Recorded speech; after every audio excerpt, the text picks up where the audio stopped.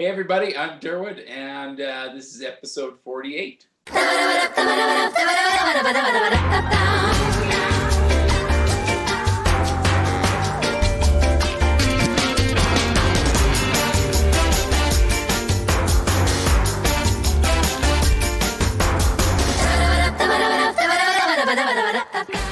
So welcome and thank you for joining us tonight. Yeah, thanks for having me, guys. Yeah, that's you guys are doing a cool thing. That's neat. Thanks. Right on. I would beg to say that what you're doing is a lot cooler than what we're doing. Well, I'm not really doing much of anything right now. Than what you have done, I guess. Yeah, I'll go with that. I'm okay with that. Yeah, starting a record company is pretty cool though too. That's pretty neat. Yeah, it's well, it started as a hobby. So when you can Right. you can make your job out of your hobby, that's always the best ones, right? Whoa, for sure. Yeah, I wish I could do that with music. Yeah. Okay, so obviously you're not doing music right now. What Yeah. do you do? Actually, I'm a roofer by trade. I have my own roofing company, and that's what I do for money. And and music is like side stuff. Like I've always been playing music like since I was a little kid, so it's something I enjoy doing. But it never really paid the bills. Really, like a guy could live on it if you really had to. Yeah, or I could, I guess. Yeah, I'm not sure. So is it Derwood roofing? No, it's Christian. Yeah, no. Derwood is just basically I don't know, growing up was a nickname and then it just got transferred into the music thing, basically. So Right. Was there like, what's the significance? Like, how did Derwood start? How did that name begin? Do you remember? oh yeah, for sure. Yeah, in grade 9, there's a couple guys who just started calling me Derwood, basically. I don't think it was a real positive thing, but and then it just kind of turned into my nickname. So Right. I just embraced it eventually, and it was I kind of like it now. It is what it is, you know. Right. Yeah. It For became sure. part of you. Yeah, for sure. Cool. So you're in, correct me if I'm wrong. I want to say Melville, right? Yeah, you got it, Melville. Yeah, How far from Saskatoon is Melville? I feel like it's really close. 4 hours. Yeah. Oh, that's not really close. I was thinking it was like 20 minutes or something. Oh yeah, no. And you guys are in Bellevue, so that's like in between PA and Saskatoon, right? Yeah. That's right. Yeah. Okay. So, Right on. so Melville is I think it's closer to Regina than to Saskatoon, right? Yeah, it's an hour and a half to Regina. Yeah. Yeah. Okay. Yeah. Nice. So it's southeast Saskatchewan. Yeah, it's straight, basically east of Regina, sort of east, northeast. So, How's the music scene in Melville? Yeah. oh man, so gone. It's just destroyed. Like it's non-existent now these days. It used to be pretty good. Like we had fairly good hotels, like, I don't know, 10, 15 years ago. But one burnt down and the other two really don't have music anymore. So I don't know. So it just basically fizzled out. Music is like not really a thing in Melville as far as I know. And I guess I know. Time out here, Mark. Do you hear that pump that just kicked into my house? Or no? Is it picking up in audio? Now that you mention it, Okay, I'll go. You guys continue and I'll go shut it off. No, it's if we keep talking, if you're quiet. You'll hear a beep. Yeah. Shout out to Tyler. Yeah. Yeah. Man, that's never gonna get old. No. No, okay. If that's annoying or whatever, it should kick off in about 20 minutes. But anyways, yeah, I kind of was listening to you on YouTube today. I listened to about 3/4 of the album, and it seemed like after each track, it was jumping to automatically to a video of you guys playing like on stage and stuff. So that's why I only got through 3/4 of it for time wise, right? Because then I was like, oh, a video. So I was kind of watching you guys on stage. Were those like at the hotels or the clubs in Melville? Some of those Where is that? That's at the Community Work Center in Malville. So yeah, we played a couple shows there. Like we did a Boxing Day bash there, I think last year or a couple years ago. Actually, that's a couple years already. And yeah, we've played there a couple times. Like just to like I like to do my own events now and again because I feel I can promote them not bad. Like people know who I am in town and stuff. So Right. like I can usually get people out to things, but so yeah, we usually have, I don't know, anywhere from 75 to 150 people about usually come out. So Right on. so it's usually not bad. Yeah, I don't know. But nothing like I don't know how long this stuff is gonna last. Like it's gonna be a long time. I think I feel like it's gonna be a long time to me. Like I don't know about you guys, but I don't know. It's yeah. I don't think this year is going to be the end of it, and I don't think we'll ever see the end of it. But yeah, like it seems like it's sort of going to be part of everything now. Yeah, which kind of sucks. But I mean, the flu is part of everyday life too now. So yeah, right. Yeah, I don't know. Yeah, I don't know either. Yeah, whatever. Yeah, no, not much we can do about it either. No, there's about zero. Yeah, zero Yeah. you can do. So Well, it's yeah, just, I guess, adaptation is really the only thing that we can do, right? Just adapt to it and accept it. And like, I think that's the easiest way. Like you see people trying to fight it and rioting and doing whatever. And I just don't know if that is the best way about going about it. Like, I don't like, who are they benefiting? Like, I don't know. Yeah. Yeah, exactly. Like just sit down, shut up. Yeah. Right. Like, yeah, it's ugly. An ugly subject. So, but yeah, I really do miss getting people together. That's for sure. Right? Yeah. I feel like summertime.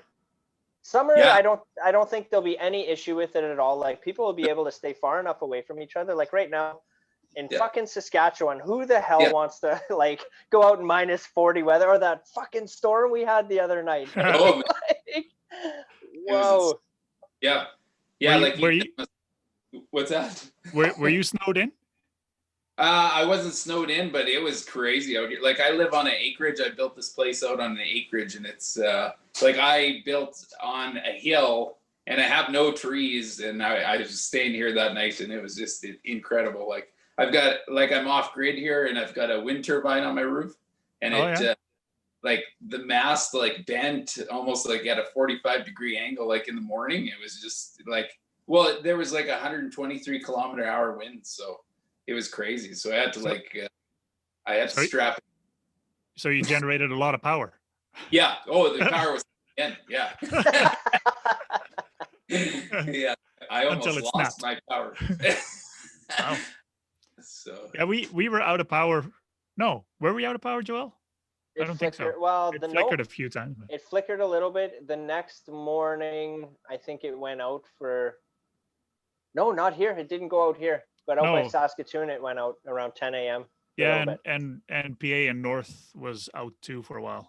Yeah, which is shocking because like little old Bellevue seems like you'll sneeze hard enough and the power goes out in the town. Yeah, it used to be really bad. Like every year we had power outages, but in recent years it's been, fingers crossed, pretty decent. Yeah, so far so good. Is it true? Is there 111 people in Bellevue? It's that small? Very small. Yep. It's about that. Yeah. Yeah, legit. Like if you go two to three per household, and there's maybe about what did you say, about 50 houses? Yeah. That's in that vicinity. Where did you find out there was 111 people? How did I find that out? Oh, I just did research on you guys. Oh. We did. We were talking about it in, was it last week's episode or 2 weeks ago? I think we were. Oh fuck, I don't remember who we had on the show. Man, Amy Gaba, maybe. For me, episodes are all a blur. Once I'm done, talking, I don't. Yeah. It's like, everything seems to be. The older I get, everything melds into one, and I can't remember like when things happen. And just, like, I'll have dementia before I'm 60. Who were we talking to? Was it Justine? Justine was saying too, like it was just, especially COVID was just one big blur of time. Yeah. Well, of boringness too. Like, geez, Yeah. that's a lot of time just inside. Mhm. I don't know. And I'm not a big TV watcher, so I don't know. You read books and whatever, play guitar and write music and stuff. I don't know. And you Have you can't have you really been be on the able to roof. like write? Sorry, Mark. Go ahead. You can't really be on the roof right now.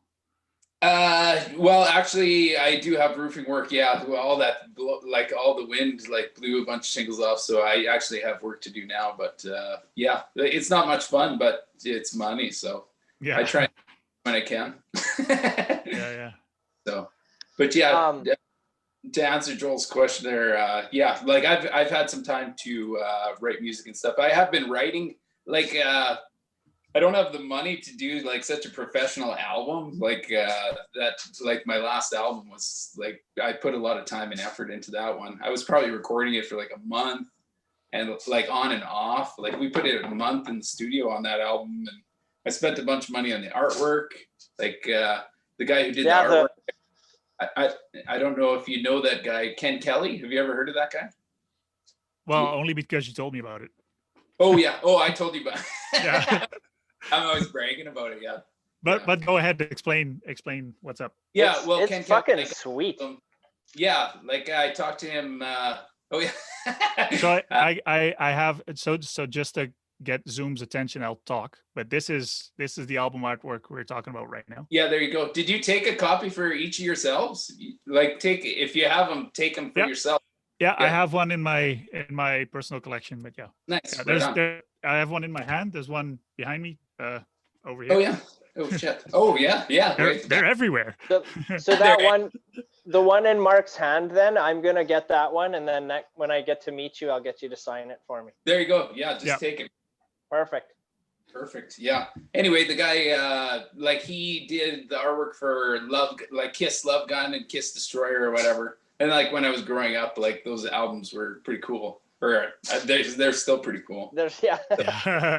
Like so yeah, I wanted him to do like an album cover for me, so I emailed him, and he said he would. So whatever, I basically sort of made a mock-up of what I wanted, and yeah, he just knocked it out of the park. Like so that's how easy it was. Just send him an email and bada bing, bada boom. Well, yeah, and then pay him an absurd amount of money, and then yeah, you got her.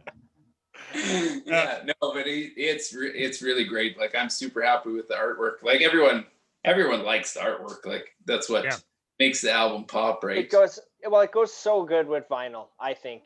Yeah. Right? As opposed to like, remember a cassette tape, and like, I mean, artwork wouldn't really, like, you'd unfold all that fucking thing and fit there. It's like, what? No, but I think it's dope, man. Looks really good. But I was hoping like vinyl would sort of come back. They were talking about it and stuff, but like I don't know, it's still like sort of undergroundy thing. Like there are people who do collect it, but it's not like going mainstream or anything. I wouldn't say, but I don't know. You can always hope. Like hopefully. Well, yeah, with I don't know. Mark seems to think that it's gonna like blow out real big, but it's good that he. I don't want to say that I disagree with him, but I kind of disagree with him just because music is so easily accessible right now. Yeah. I don't know. Yeah, and I think so is money, and I got you to buy Bitcoin, and ta-da! Yeah. Well, we gotta talk about that later too. But okay. But yeah. Anyway. But I really like vinyl like way better than anything else. Like it's just like a way better experience all around, right? So like digital downloads is like just nothing, right? Like it doesn't grab you. So we had when was it? Last week, couple of weeks ago, we had a new friend over, and he's big into music. Yeah. And I asked him like, so what kind of music? And he named his genres a little bit, and I was like, you like AC/DC? And he looks at me. Of course I do. Oh, yeah. Okay. Do you like local artists? He's like, well, depends. Like, okay, you got to listen to this. So I grabbed your record. Oh yeah. and I showed him the artwork, and he was like, I'm gonna buy that. I haven't heard it yet, but I'm gonna buy that. I'm like, okay. Yeah. Sweet.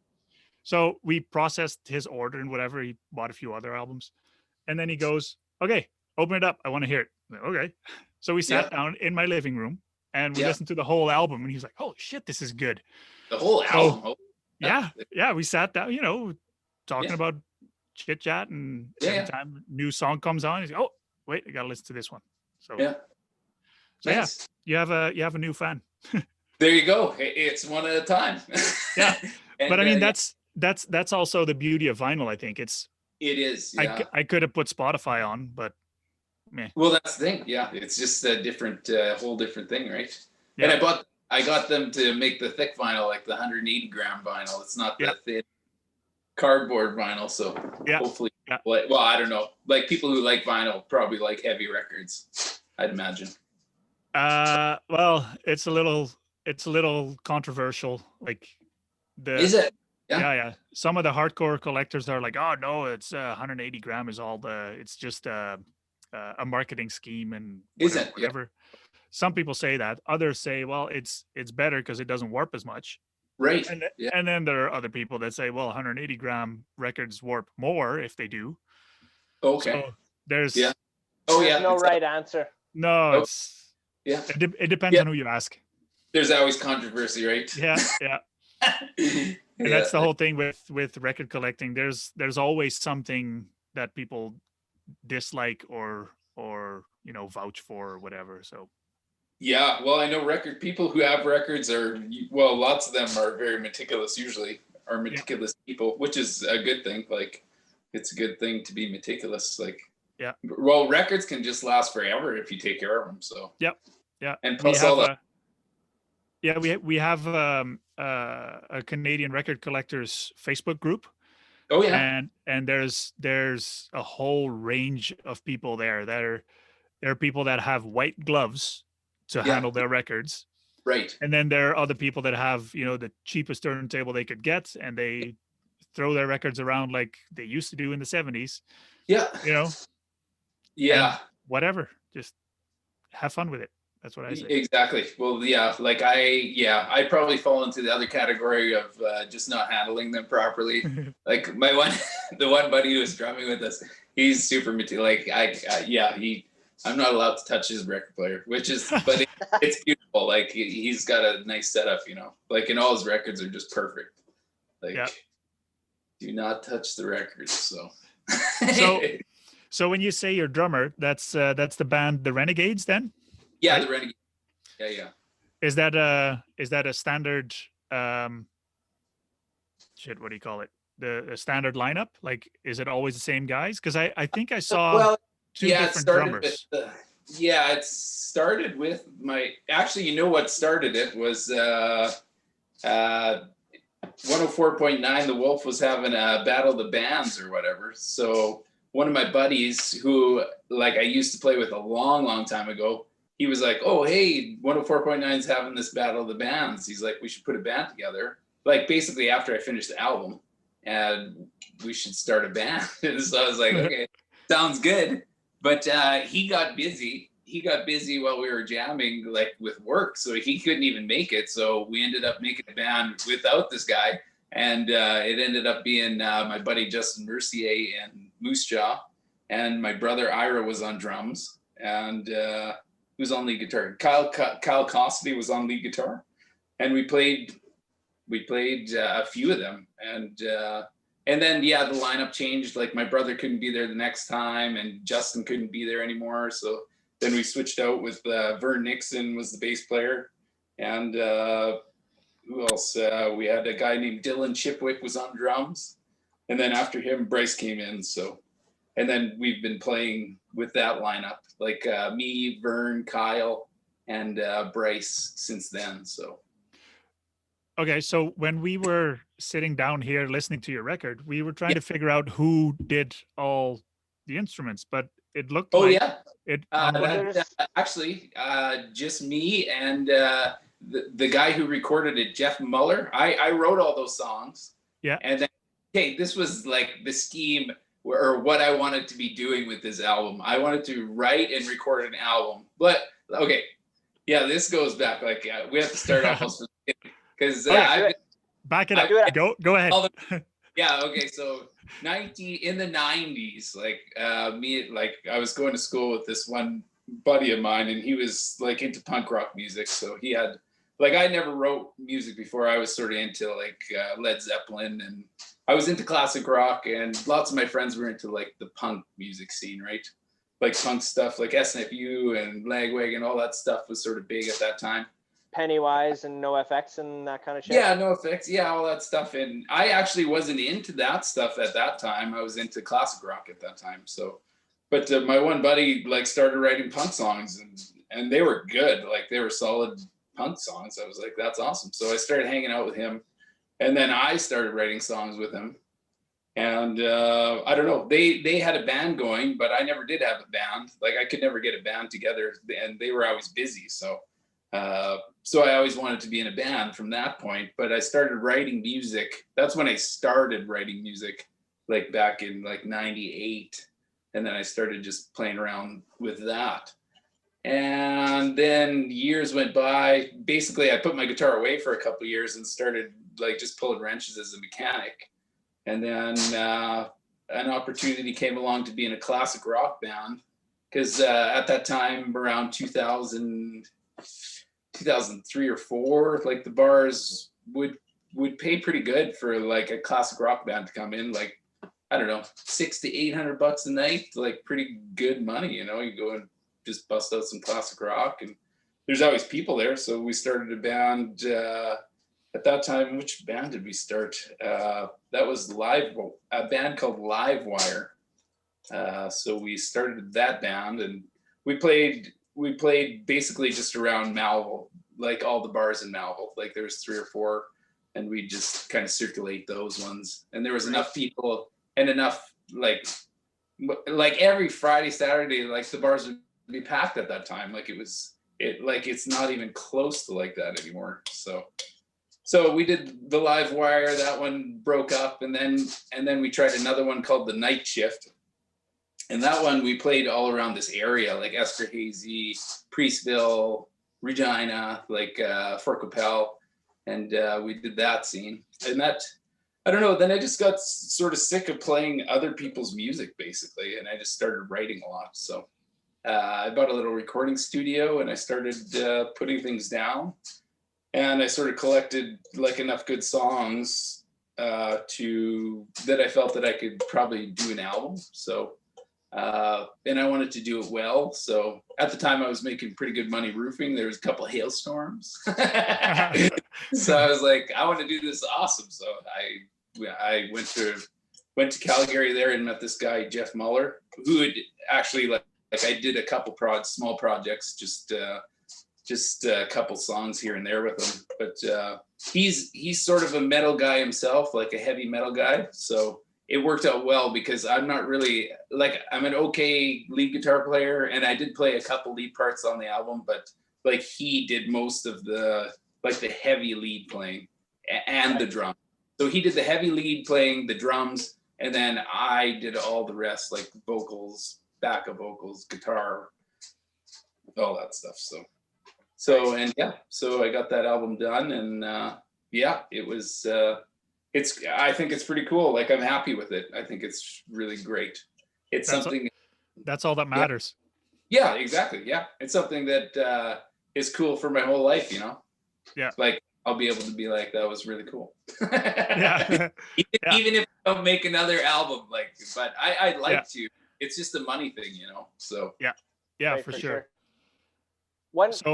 About money, I was asking Mark about this earlier. I got to ask you is how were you able to record Highway to Hell on the album? Like, did you have to like get any rights to that or pay? Oh yeah, for sure. Yeah, you get rights. Yeah, you have to apply for that, and then they'll give you rights. You have to pay.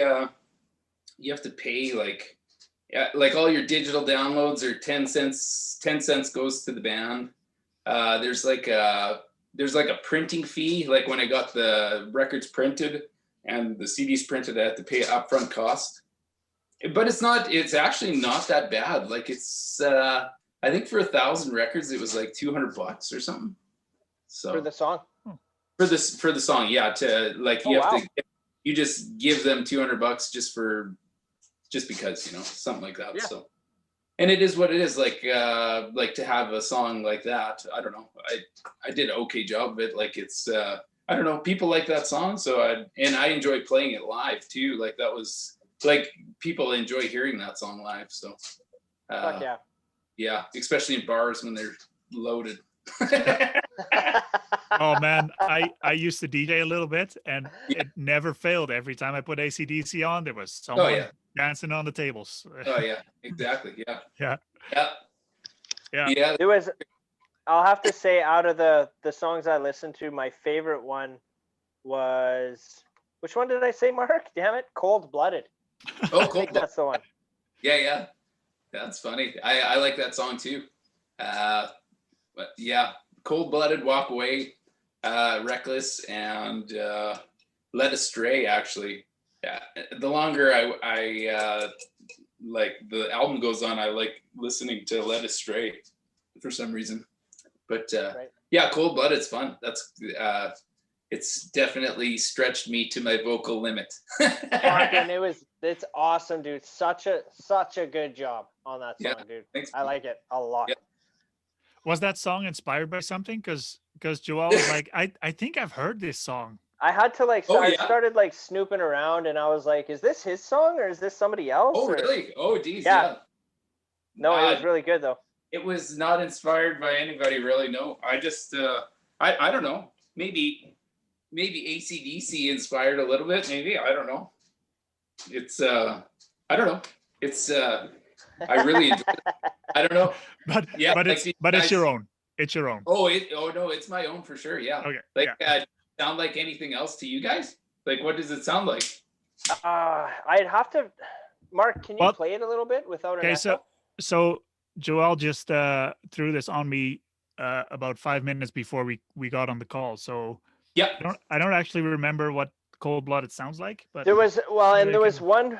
Fuck, I think it was this one too. There's one part that there's like a riff in the chorus that reminds. I don't know if it's even called a riff, but there's a guitar part that reminds me of a Metallica song, and then I couldn't fucking remember the Metallica song, and I was like, oh. Yeah, that's funny. So I was kind of like losing my shit there earlier, but that's normal. Yeah, a few people have definitely like asked me like where some of the songs came from, because some of them do have like bits and pieces that sort of sound like other songs. Like, well, yeah, which is, and that's just. I think that's pretty normal. Yeah, as long as it doesn't sound like a blatant rip off. Like I don't feel that I rip off people for sure, but like I've been influenced by like tons of bands, so it's like I don't know. And yeah, like if I feel like it's super copying, then yeah, like I don't want it to be like, oh, that's a fucking riff from these guys for sure. No, right? That's not what I felt when I heard that neither. I was like, oh, that's fucking sweet. Like I recognize that. It was like, what's that from? I know that. Can you hear this in the background? Yeah.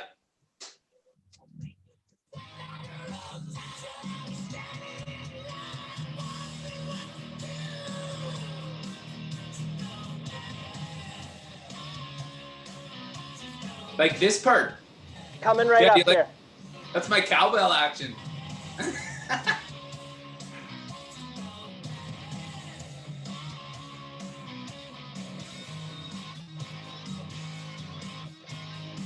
Oh, that's not the part I was thinking of.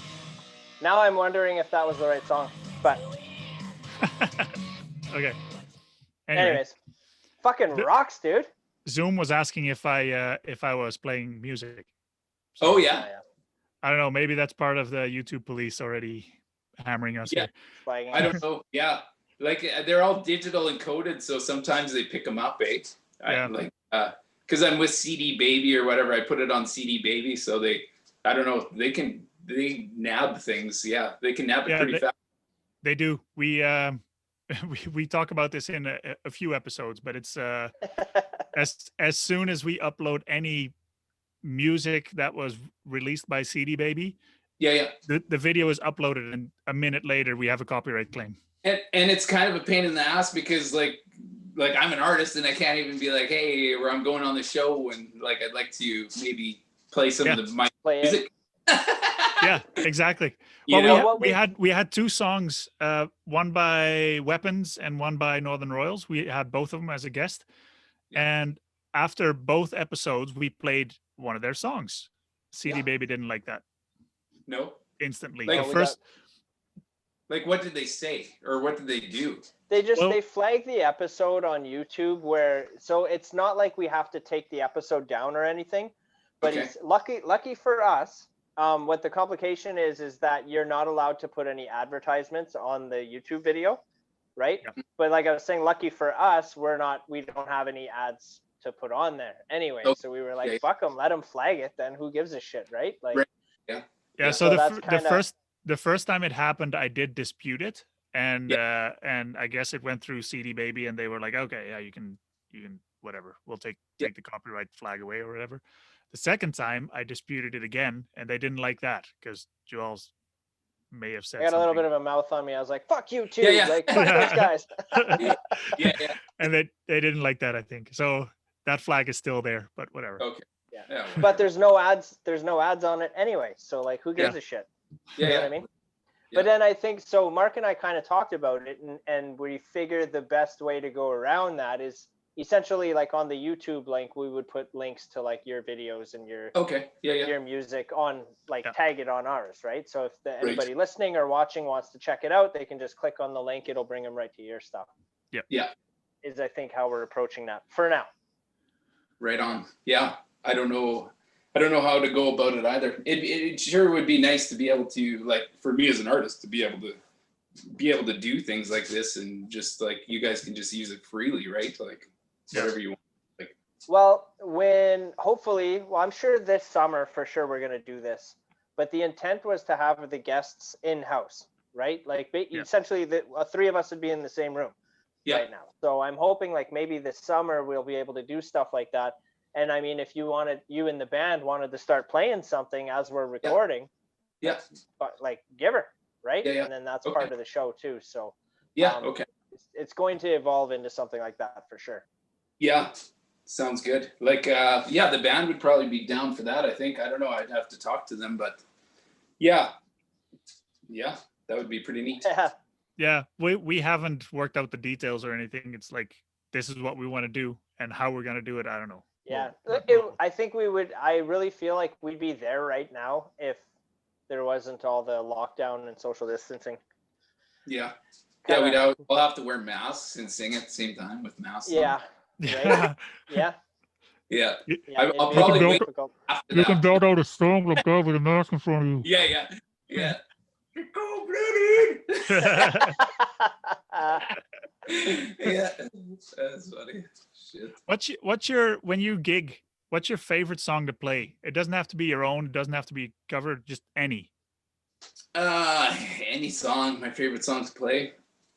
I would say probably Walk Away, like the first one on the album. That's why I actually did put it first. It's got the most energy, I feel. Like, especially if you're having a good time and you play that song, people seem to have a better time.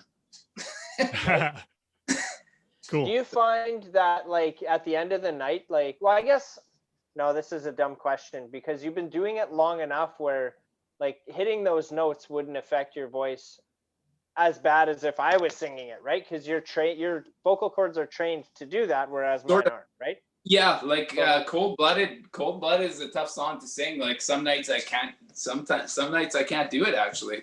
Like sometimes we actually have to cut that one out just because like if I sing 2 sets before I get to Cold Blooded, like my voice is just toast. Like it's but the nice thing is like playing, like if you can play with another band, like and just have like you do 6 or 7 songs and they do 6 or 7 songs, that's optimal. Like where you go out and just give her like as much energy as you can put into those 6 songs. That's what I like doing, you know. Like Yeah. In the future, that's what I would like to be doing, is opening for other bands. Like I want to be touring. That's what I would like to be doing, like touring with other bands, like because then you get the camaraderie and like you just meet people. Right. Like it's boring when you're, I don't know. I've gone on tour. I'm like, for a long time I was playing on my own too, like just to backing tracks. Like I play just on my own to backing tracks, like lots, like for years I was doing that. So Right. I don't There's know. a video like, and the first video, Mark, the one you put on Twitter, and I was watching it, and you're doing the guitar, you're doing the drums, you're singing in that video and everything. Yeah. And then I didn't know right away. I was like, holy fuck, like, does this guy even have a band? Or I didn't know if you were one of those people who do everything and record it all and then just bring a band on stage with you. I didn't know. Right. Yeah. Well, I do both. Yeah. It's both.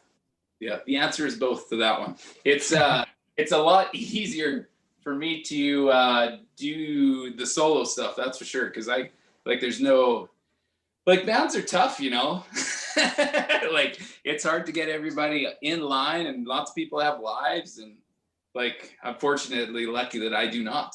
And I could just do whatever I want, but everybody else in the band, like they have other commitments. So it's hard to organize and a tour isn't going to happen with the band that our band that we have now or whatever. Like it was like, I put it on the table, like, we need to like do a tour, like 2 weeks. Let's just do 2 weeks, see how it goes. But we just never got it off the ground. So if I'm going to be touring, I need to find other players. So.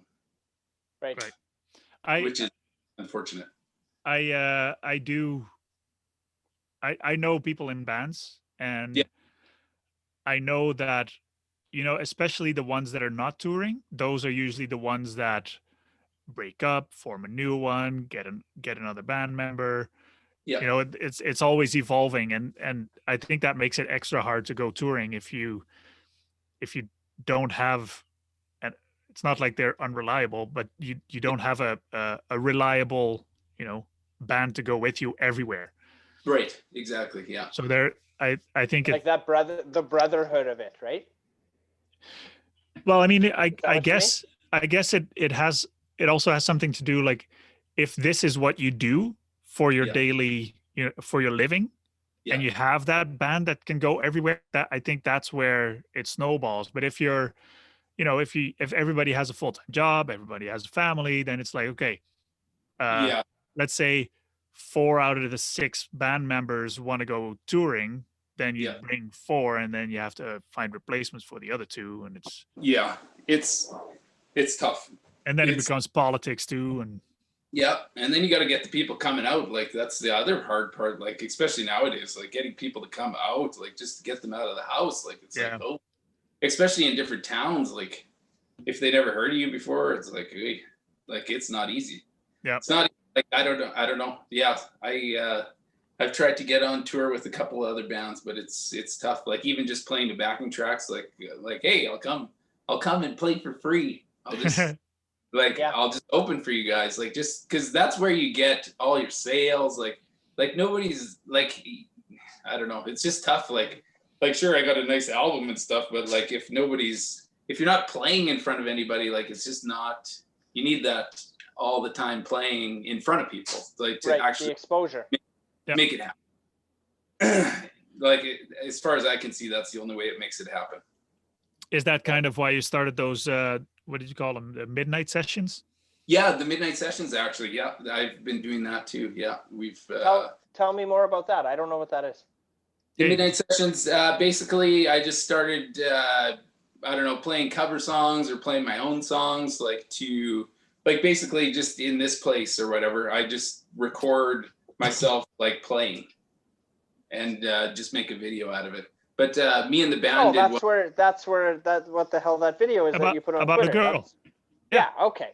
I know what that. About the girl or whatever. Yeah. Actually, me and the band are just working on what the hell, Blow It High Dough or whatever by the Tragically Hip. So that one should be out here soon too. So that's the next one coming out.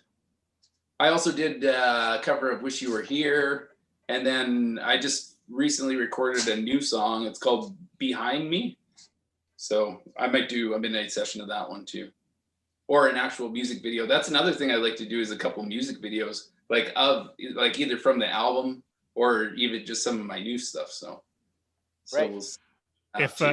if Jeremy hears this, he wants to talk to you.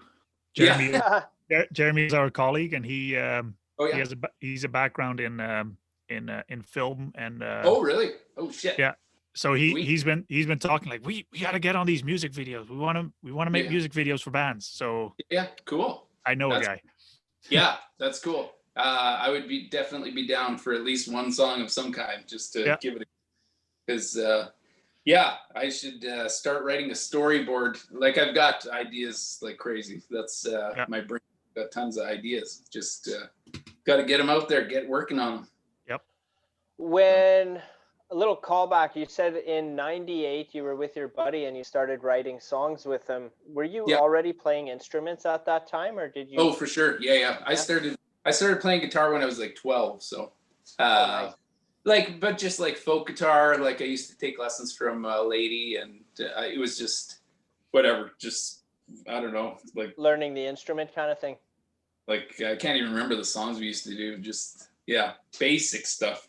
But he was really good, and then I was done with the folk guitar, and when I was 14, I bought like a Fender Strat, and then I was done with the folk guitar, and I started taking lessons from a guy who started teaching me like electric guitar stuff. So then I started playing to, like, he had these tapes or whatever. You could they had 3 different speeds on them, and you could like start learning slow. Like it was just like a backing track, basically. It was like a 3-stage sort of thing. You'd and like Sultans of Swing and like Stevie Ray Vaughan, like stuff like that. That's what I started learning, like harder songs. Oh yeah, nice. Cool. Play that and get to once you're in the 3rd stage, it feels pretty good to play like up to speed, you know. So I sort of got into that's how I started playing like rock stuff anyway. So right. And then what about drumming? Because I see in the video you're drumming there too. Is that? Oh yeah, drumming. That's a good question. My brother had a drum set down. Like, we all played instruments in our family. Like my younger brother played bass, and my older brother played drums. So there was music instruments everywhere. So we just, as long as my older brother was around, I played his drums. Right on. So is that that makes me think of fucking what's that Will Ferrell movie? It's like rubbing his nuts on the drum set. yeah, brother, or what is that? Step Brothers? Step Brothers, yes, that's the one. You touched my drum set? Yeah. Yeah, exactly. Stuff like that. So are you from a musical family, or is it just your brothers that yeah, I guess so. My dad didn't play any instruments, but my mom sings in the choir at church, and she does piano. She's always done piano too. So, but that's one thing I never like. I took piano lessons when I was a kid too, but it was like basic stuff too. But I don't know, like listening to like Boston and stuff. When you start listening to like rock piano, like it's they would be cool to get into too. Like just learn. Well, I can sort of play anything if I just work on it, you know. Like I don't have trouble learning stuff. So I got a question. My mom used to always tell me, she always wanted to try and get me to play the piano all the time, and she would always tell me that guitar would be easier to learn if I could learn the piano first. Something to do with reading the notes, or I don't know, because I don't play either one, so I don't know. But so that and I heard that too. My guitar teacher actually told me that all the chords on the guitar can be played on a piano. I'm pretty sure that's true. But like, I do not read music. I can't read music. I'm all by ear. Like I can listen to things on the radio and just like not just play them. Like I'm not that good, but I could figure them out in a couple hours for sure. Yeah. Right. Like maybe not like crazy leads or something, but like chord progressions and things like that. As long as there's not like stupid chords in there, like crazy chords. In which case, cheat and go on the internet. But like, it is what it is. Like fairly, like any easy song is pretty easy for me to pick up, like just by ear. So, and that's sort of how I learn everything. Like even all the work I did on my albums is just like I never wrote any of that out. That's just I just threw it together. Right. This is holy shit.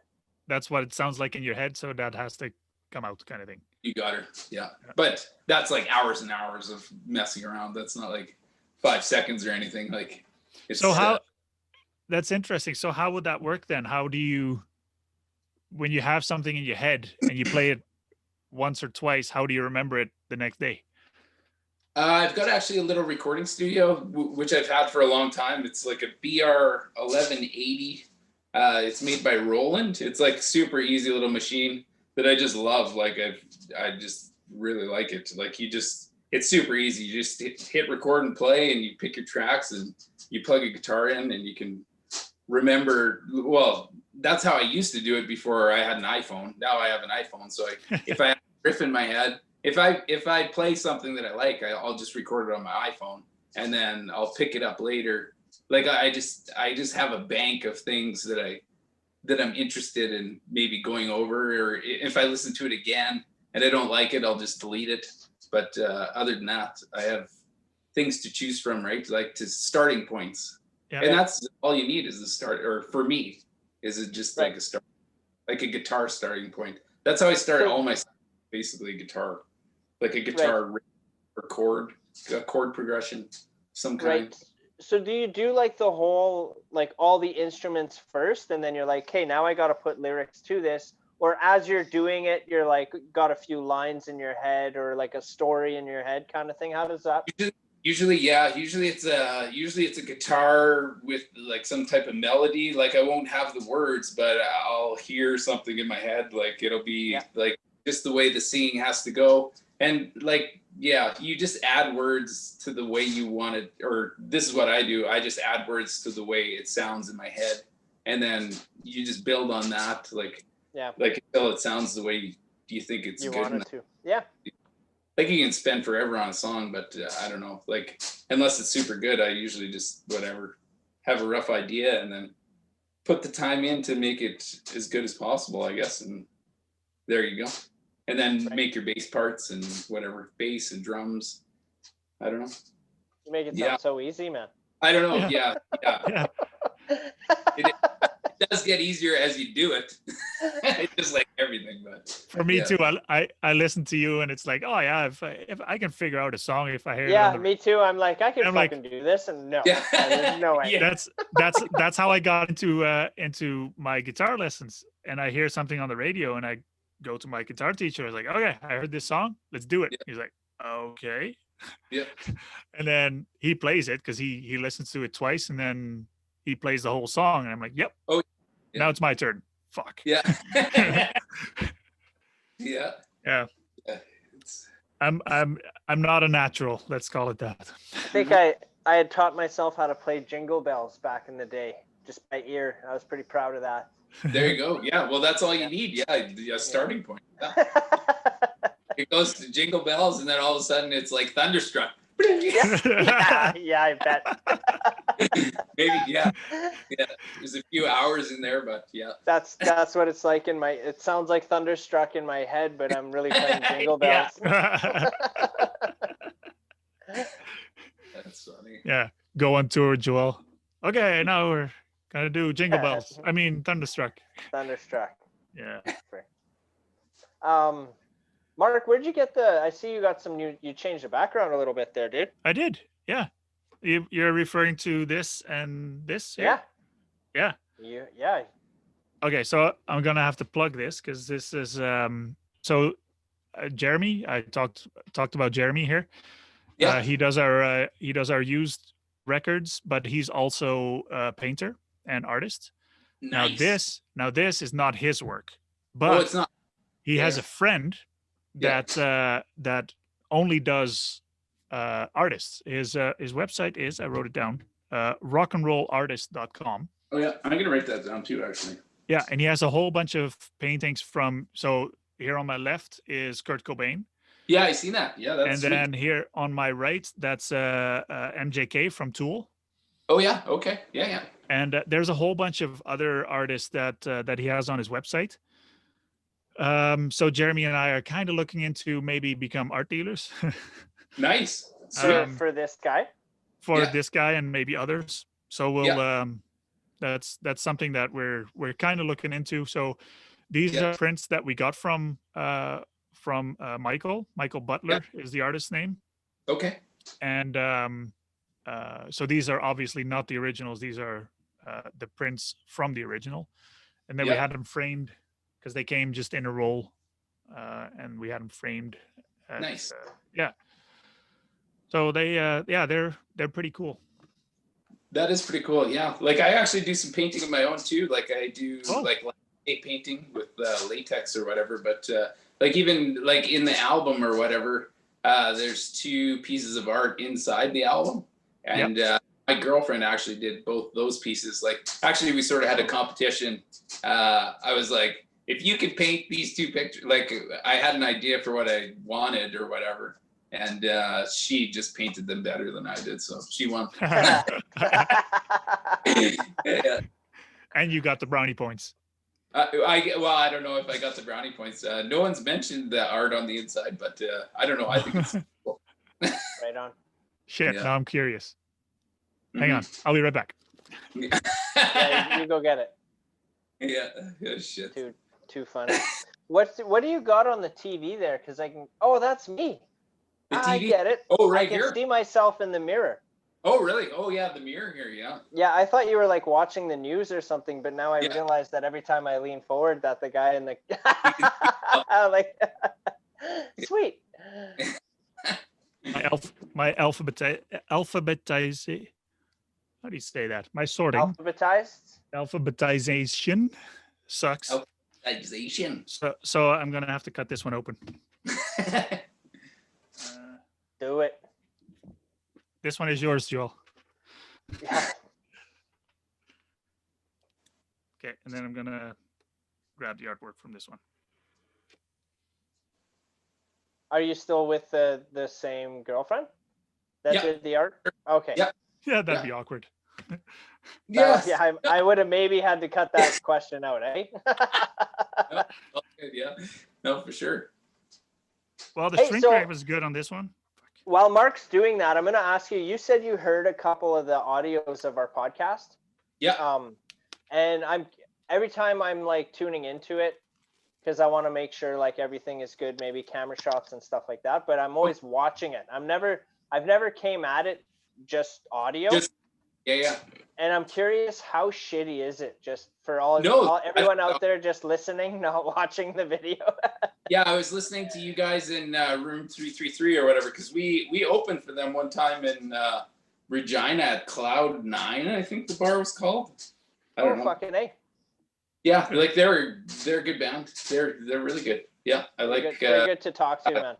Yeah, well, yeah, they seem good to talk to. Yeah, and I don't know if they were playing out. I actually got not a gig from them, but like they were playing down at Mission Ridge at Ski Hill. Like Angie and Mike there, who own it, they get band. Like I didn't know they got bands in there or whatever, but yeah, I heard them playing there the one day, and I was like, oh shit, sweet. So I went and talked to them, and they let me come in. Like I just did a solo thing there or whatever, like on my own. But I played there a few times, and it was pretty good actually, because lots of younger people, like, and you just play for a couple hours, and it's pretty good. Just Sweet. Get to pass the hat around and see if you get enough for gas money. Yeah. So I finally got the album open here. So your girlfriend's name is Erica. You got her. And this is that's her. And then this is the other side. Boom, boom. Yeah. We sort of tried to keep it in the same sort of like style as Ken Kelly. It's not as refined. but honestly, I thought it was part of what he designed. And only now I'm noticing her name in there. Yeah. And that's cool. That's what we're going for. It worked. I guess we succeed. Yes. Yeah, success. Cool. So then so I can kind of see a resemblance of the guy on the cover with the shotguns or with the guns, like looking like you. Yeah, right? yeah. So is Erica like one of the vampire girls? One of the vampire chicks? No, she's not actually. I didn't send a picture to Ken about what Erica looked like. I should have actually. That would have been sweet. So the vampire girls are at the bottom here. Yeah, they are. Neither one is Erica there. I should have totally did that. That would have been so cool. Yeah. I didn't even think about it. Yeah. That would have been cool. Next album. And Next she would have album. been stoked about that too, actually. just put her on your next album. Yeah, exactly. Next album, yeah. For sure. Oh, I'd love to get art done by him again. Like, I'd love to do another like professional album. I would. Yeah. I sure would. So why don't you do your own artwork? Well, yeah, and why don't you do the album? You got the studio. Yeah, I do. Yeah, no, I've done albums. Yeah, like they're okay. They're okay. We're like, well, just fucking do it, man. Like, what are you doing? I can't.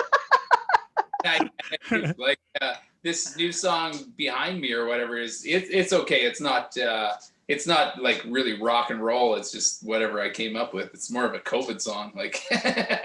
But it's yeah, like I could do that on my own. Like, but it's really nice. Like me and Jeff, like the guy who I recorded it with his name is Jeff Muller, and the guy in Calgary. Yeah, he owns Alchemy Studios there, and me and him, like, oh, we get along good. Like, it's all business. Like, we just we're in the studio for 12 hours, like just give her like all day long. Nice.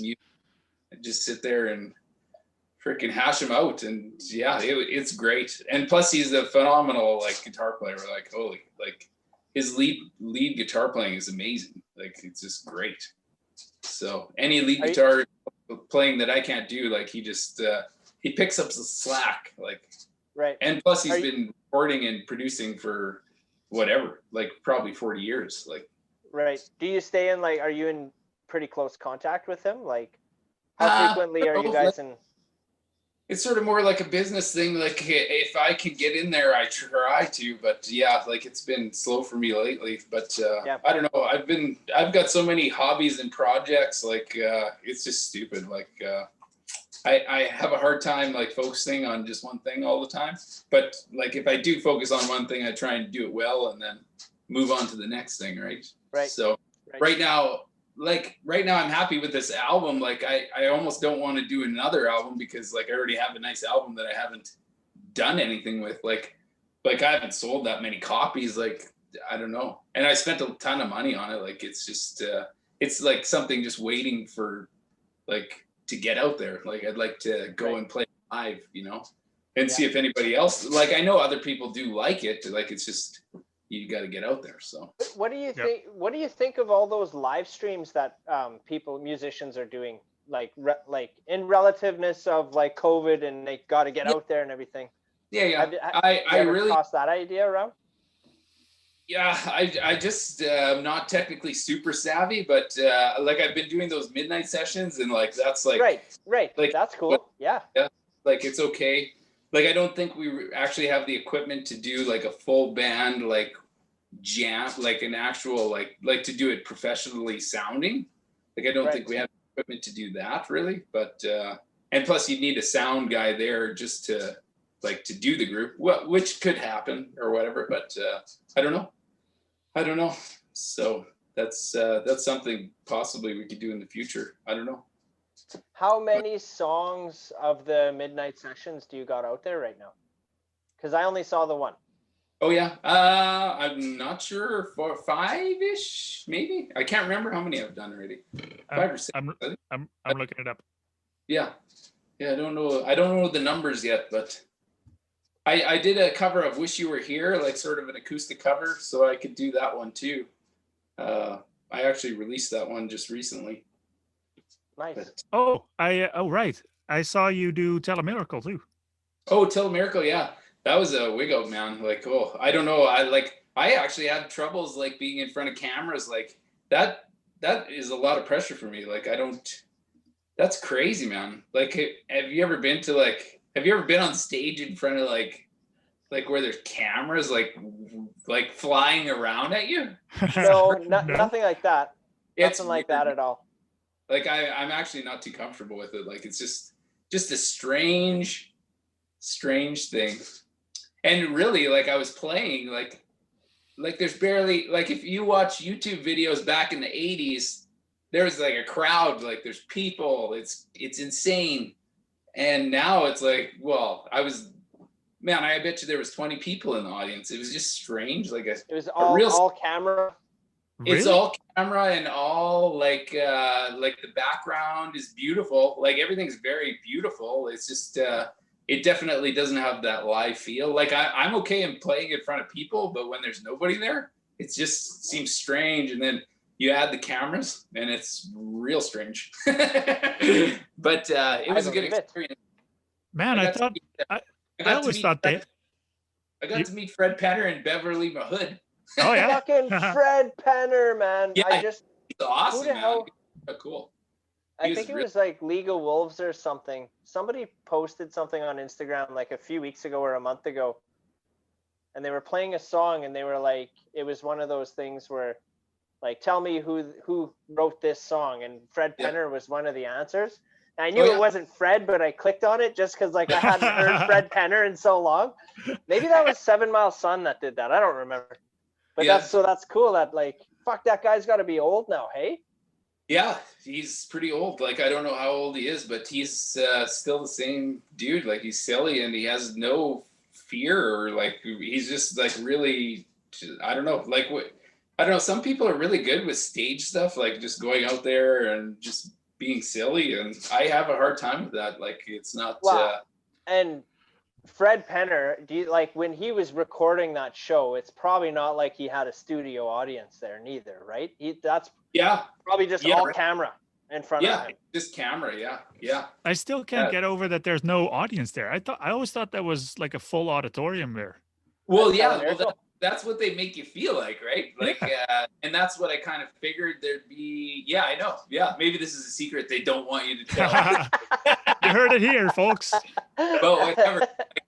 Man, I tried for years. I probably auditioned 10 times to get on Telemiracle, and I never did get on. And then I was like, well, I'll try this. Like, because I was always doing my own stuff. Like, I always had my own songs. So I was like, oh, I'll play my own song. And so, yeah, I probably went for 10 years and nothing. And then I was like, oh, okay, well, I'll sort of bend. I know what they want. They sort of want like a folky sort of thing. So I did that Solitary Man. Like, that's just like a whatever, like Neil Diamond. It's a good song. Everybody likes it, but not really what I want to sing, but like, but it got you out there. Like, it's good exposure. Like, it is really good exposure. Like still people that are like, oh, I remember you being on Telemiracle. Like, people just like come out of nowhere. Like, isn't that so? How does that? I'm curious. How does that make you feel, man? Knowing that, like, you have to do. How can I word this? You're being remembered for something that you didn't really want to do. Oh yeah. Like something like that. How does that?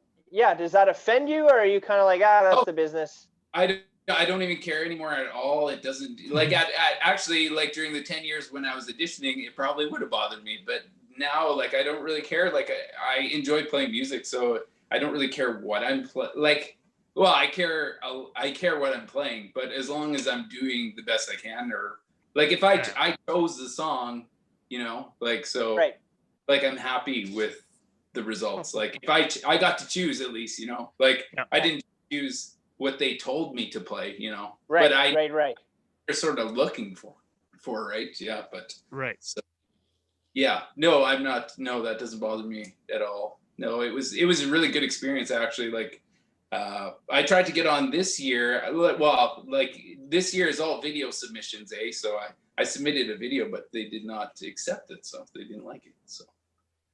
So I don't make the this year. They don't know what they're talking about, man. Oh, well, it is what it is. Yeah. Like, it's just good exposure. Like, it's great. Like, yeah. And they do nice things. So, like, what do you do? It's, and they probably get so many submissions. Oh man, they probably get, well, I know for a fact, I've seen some, well, I was there at the auditions. Like, it's pretty interesting. Yeah. They've got full 2 or 3 days of lots of entertainers. Oh. Yeah. Do you think that they legitimately go through all the submissions? Or do you think it's like, oh, they plan as they're going, oh, we can put this guy on Saturday at 11. And then once they got it full, they're like, okay, Like, we got our show. You think that's how they do it? It's hard to say. Well, like when they have their auditions, like last year it was all live auditions, right? Like, and that's how in the past, right? So like there's 3 judges that sit there and you play your songs and or you play your song and then the next, like, it's just rotation. So they do sit there and watch everybody. They have to. That's yeah. And you can tell, like, judges are like, oh, it's like, they're like, it's been a long day. They're like, oh yeah, sorry. It sucks that I made it at the end of that day. Yeah, that's tough, man. Should have been here first. Yeah. I Yeah, bet you that makes a difference. Oh, I would say it makes a huge difference. Yeah. Because like once you're done, everything just sounds like garbage. Like even just listening to music, once you're done, you're done. They should almost like be switching out the judges, like as they're getting tired of watching, you know, because it would be, it's hard, but then you need, like, it's all volunteer stuff probably. And it's whatever. It is what it is. Yeah, I bet you if you had a judge on the judges and you looked at like their little tick sheets and you looked at what they were voting on in the AM as opposed to at the end of the day, everything's getting like 8 to 10 out of 10s in the morning. And as the day progresses, it's like 4s and 5s. Yeah. Oh, sure. Or it's at the end of the day and they're like, oh, fuck. Okay, here, go. Just get on stage. Yeah. You're hired, whatever. Yeah, that's funny. Crazy. Mm-hmm. Okay, so I found your YouTube channel and you have 4 midnight sessions. 4 midnight sessions. Oh, see, I'm saying I got too many. Yeah, so you got to get on that, man. Yeah, I got to get on more. Yeah, well, I actually enjoy doing them, so yeah, there'll be more. Yeah. So we'll just make sure you share them with us, and we'll for sure. Yeah, we can post them. Yeah. Or not post them, but you know what I mean. Add the link or whatever. Share them. Share them. That's the word I was looking for. Yeah. We're getting tired too. Right on. Okay, so about social media, obviously you have your YouTube channel. I don't think you're on Twitter. No, I'm not Twitter, Instagram. No, like, I don't know. Like I was on, like, oh man, I'm not a techie guy, or like Facebook, like, used to take up a lot of my time. Like I enjoy talking to, like, I like to talk to people or like be one-on-one with like actual real people. Like social, like anti-social media. That's what social, like to me almost, you know, because people, it's almost got people just to stay home. Like people don't come out because they can just put their little post or send their little tweet or whatever. I don't know. I don't know. It just seems odd to me. Like it's just not the way. It's definitely not the way it used to be, but which is fine. Like I don't want to be one of those guys, but I like human to human interaction. This back COVID in my day, Sonny. Yeah. Yeah. I remember when. Yeah. I was here before internet. Yeah. Yeah. Exactly. Yeah. Yeah, it's true because I do notice, like, even if we organize some stuff here in Bellevue, we used to have a pretty decent turnout for dances and shows and whatever. Yeah. But now, even if you have a somewhat recognizable name on a stage, then people don't show up. They just whatever. I got Facebook. Right. I got well, Netflix. And that's like you were saying before too, like back in 2003, you'd go play a set at the club and the club was fucking packed. Like I remember being a bar star every weekend too. I remember doing it. Yeah. And I'm curious if, like, I was always wondering, like I was saying at the top of the show, like I haven't drank in 9 years, man. Like, I don't know, is that still happening right now? Like, are the clubs and the bar, like, scrap pre-COVID, let's say, right? Yeah. Like 2019. Was that still a thing? Like, were the clubs and bars happening, or that's like, when did that fade away? I play for a guy in Moose Jaw, like, fairly often or whatever. Like, he owns Cask 82 and it's Cask 82, and then the upstairs is sort of a nightclub or whatever. So for the younger guys go upstairs, and that place is pretty booming. Like it's busy. Like with the young guns are in there, you know, giving her like dance club sort of style, you know. And then he's got a basement that holds about 70 people. And then we like whatever play classic rock or just stuff down there, and like people can like not too loud so people can talk and stuff. It's a pretty nice atmosphere actually. Like I really like it. So that's for the older people. For the older people, yeah. Yeah, mature. Yeah, I don't know. But yeah, most of those mature people go upstairs like at 2 or 3 in the morning. What's going on there? Yeah. Turn that shit down. Yeah, go see rattling around on the street at 3 in the morning. Right. I was actually listening to a Dutch radio station, and the DJ at that time was reminiscing about, you know, the times before before COVID and the bars back home and whatever. And then it's a national radio station, and he mentioned the city that I went to a lot, bar hopping, and he was mentioning a few names. Oh man, yeah, I do miss that. Yeah. But now I'm like 20 years older than when I was in those bars, and I'm like, but do I really miss it though? Like, I don't know. I'm not really. I don't got as much energy as I had when I was like 19. Oh man, you used to just give her like all the time. Yeah. Like, so in Holland, especially in that city, there's no closing time. Oh yeah. Oh nice. And I remember, you know, just going out, not knowing what time you'll be home or where you wake up. Yeah. You know, and it's those were good times. And I talked to my wife about that too, and she's like, yeah, that was good. You know, waking up in a ditch or whatever. It's like, But now I'm like, well, I have a wife, I have kids, I have a good business, and it's like, I'm good. I don't have to. Yeah, I'm over on that stuff. Yeah, I had a good 10-year roll there. It was pretty fun, 20 to 30.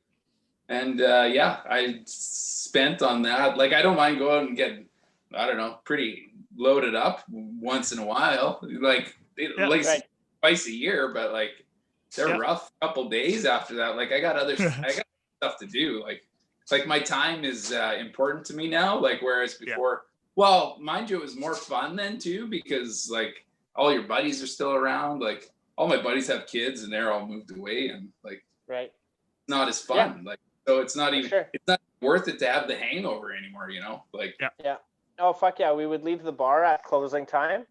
But before the bar would close, you knew where the party was at. Yeah. Right? So it was basically the bar went to the house and then continued on till 5, 6, 7 a.m. or whatever. And then that's where we would shut it down. Yeah. Without Twitter. Yeah. Right. that one-on-one. Oh, like man. 300 people.